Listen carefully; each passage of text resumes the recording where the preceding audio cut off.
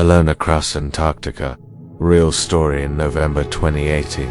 A young endurance athlete from the USA stood at the edge of Antarctica, facing the vast, icy wilderness. He was alone. No one had ever crossed Antarctica solo, unassisted, and unsupported before. Tied to him was a 375-pound sled packed with freeze-dried food, a small tent, fuel, and a satellite phone for emergency check. Every item was carefully measured, as every ounce would slow him down on the endless icy plains. Day 1. The first step, Colin took a deep breath and started pulling his sled, each step sinking into the soft snow. The wind howled around him, carrying ice particles that stung his face. The horizon was empty, an endless white, and the cold felt like needles in his skin.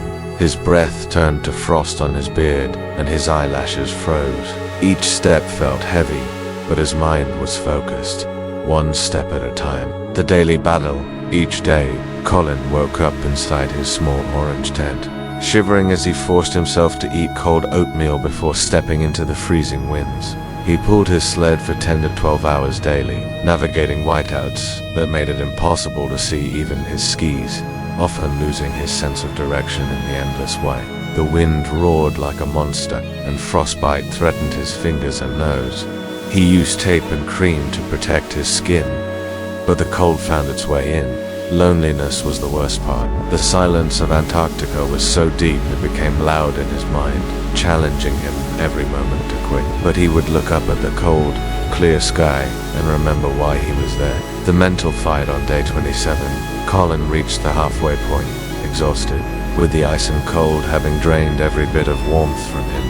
His sled felt heavier as food was rationed carefully, and a small tear in his sleeping bag meant cold crept in at night. But he would write in his small notebook, "Keep going. One more step. You can do this." Near the end, the last 10 days were the hardest. Storms forced him to stay in his tent for 2 days, eating into his limited supplies. His body was thin, muscles aching, and mind foggy with exhaustion. He began to hear cracking sounds under the ice, knowing crevasses could swallow him at any moment. Each step was calculated, every movement careful. His world was ice, wind, and the sound of his breath. Day 54. Victory on December 26, 2018. After 54 days alone, Colin O'Brady saw the edge of Antarctica. His sled was nearly empty. His body was frail, but his spirit was alive. He dropped to his knees and cried, letting the tears freeze on his face. He had crossed Antarctica alone, unassisted and unsupported, becoming the first person in history to complete this journey. That night, as he lay in his tent for the final time, Colin thought about the emptiness, the cold, the fear and the power of human endurance. He realized the journey wasn't just about crossing Antarctica, but about crossing the limits of human courage, resilience, and the will to survive.